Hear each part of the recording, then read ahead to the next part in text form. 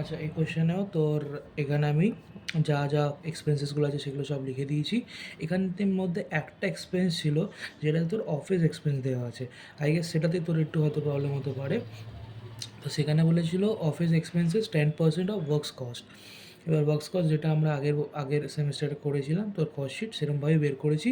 তো ক্রস শিটের মানে ওয়ার্কস কস্টের আগে কী থাকে, প্রাইম কস্ট। প্রাইম কস্ট মানে সব কথা ডিরেক্ট এক্সপেন্সেস যোগ করে। তো ডিরেক্ট এক্সপেন্স বলতে তোর মেটেরিয়াল কনজিউমডের ফর্মুলা কী ছিল, ইস্যুড মাইনাস তোর ক্লোজিং, মানে ওপেনিং মাইনাস ক্লোজিং করলে কনজিউমড হয়ে যায়। প্লাস হচ্ছে তোর 20,000 হচ্ছে তোর ডিরেক্ট এক্সপেন্সেস ছিল, ওয়ার্ক ওয়েজেস পেড হচ্ছে এত, আর আদার এক্সপেন্স। এগুলো যদি তুই পুরো অ্যাড করে দিস তাহলে ওটা হবে প্রাইম কস্ট হয়ে যাবে। ঠিক আছে, সব ডাইরেক্ট খরচাগুলোকে অ্যাড করে দিলে প্রাইম কস্ট হয়ে যাবে। সেটার ভ্যালু কত পড়েছে, সেটার ভ্যালু হচ্ছে 1,73,000। ওকে, এটা ভ্যালু বেরোচ্ছে 1,73,000।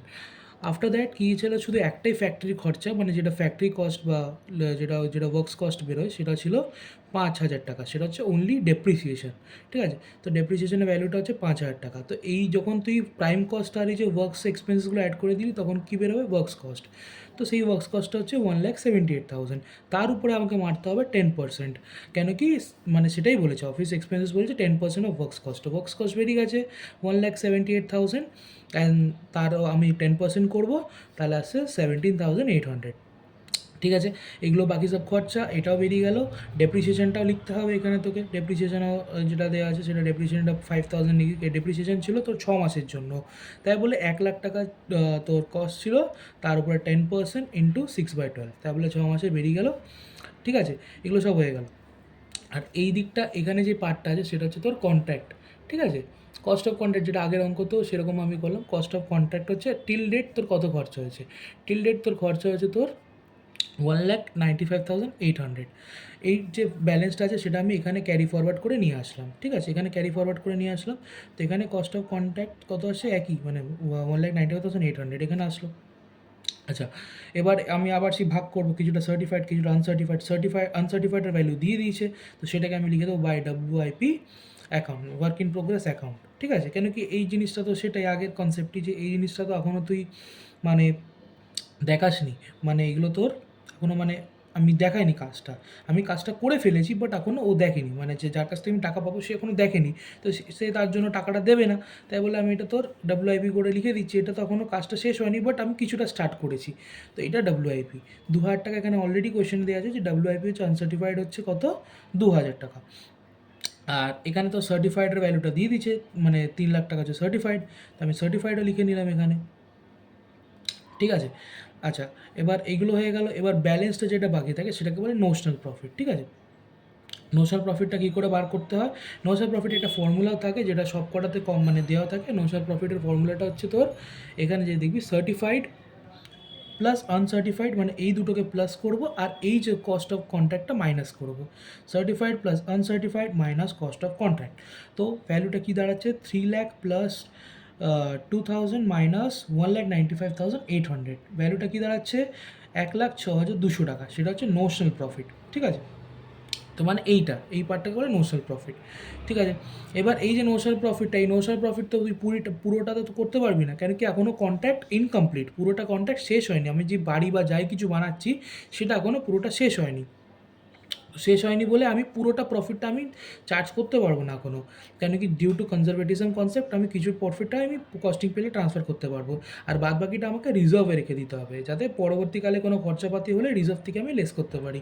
তো এই সময় কস্টিং পিএলটা কী আছে, তোর কস্টিং পিরিয়ডটা কত ভ্যালু তুই পুট করবি সেটা ডিপেন্ড করছে ডিগ্রি অফ কমপ্লিশনে। ডিগ্রি অফ কমপ্লিশনের ফর্মুলা হচ্ছে work certified divide by contract price into 100। ঠিক আছে, work certified divide by contract price into 100। তো এখানে হচ্ছে তোর ওয়ার্ক সার্টিফাইড কত হচ্ছে, ওয়ার্ক সার্টিফাইড হচ্ছে 3,00,000 রুপিস, আর কন্ট্রাক্ট প্রাইসটা হচ্ছে 5,00,000 রুপিস।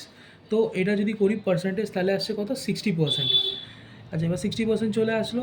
আবার এখানে যে ফর্মুলাটা আমরা ইউজ করছি সেটা হচ্ছে 3 রকম টাইপের ফর্মুলা আছে। যদি degree of completion is less than 25%, তাহলে আমরা কোনো কিছুই আমরা প্রফিট অ্যান্ড লসে নিতে পারবো না। ঠিক আছে, আর if the degree of completion is more than 25,000 and less than 50%, মানে more than 25% and less than 50%, এর মধ্যে যদি লাই করে তাহলে আমি 1/3 করতে পারবো। আর যদি মোর দ্যান 50% হয়ে যায়, ঠিক আছে, এটা ডিগ্রি অফ কমপ্লিশনটা তাহলে কত হবে, 2/3 into notional profit into cash receipt by work certified. ঠিক আছে, এই জিনিসটা আমি ট্রান্সফার করবো পিএলে।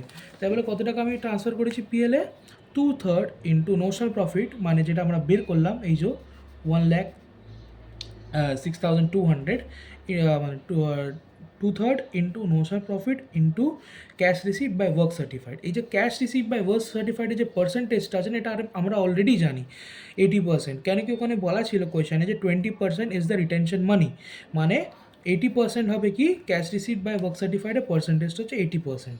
ঠিক আছে, 2/3 ইন্টু 1,06,200 ইন্টু 80% করলে আমরা এই টাকাটা পাবো। এই টাকাটাই হচ্ছে ট্রান্সফার টু পিএল, এই টাকাটাই পিএলে ট্রান্সফার হবে। ঠিক আছে, আর যে বাদ বাকি টাকাটা যেটা পড়ে থাকবে, যেটা হচ্ছে ব্যালেন্সিং ফিগার, সেটা চলে যাবে কোথায়, সেটা চলে যাবে হচ্ছে প্রভিশন রিসার্ভে। ঠিক আছে, এই যে আমি করেছি এখানে, এখানে হচ্ছে তোর কস্টিং পিএল হচ্ছে এই যে টাকাটা গেল, যেটা আমরা ক্যালকুলেট করলাম এতক্ষণ ধরে বার করে, and this is the value, যেটা হচ্ছে প্রভিশন রিজার্ভ, সেটা হচ্ছে 49,560, this is the balancing figure. এটা রিজার্ভে যাবে, এইটা হচ্ছে তোর কস্টিং পিএলে যাবে, আর এই দুটোকে মিলিয়ে বলে নোশনাল প্রফিট। ঠিক আছে, ব্যাস, আর কিছু নেই, অঙ্ক শেষ।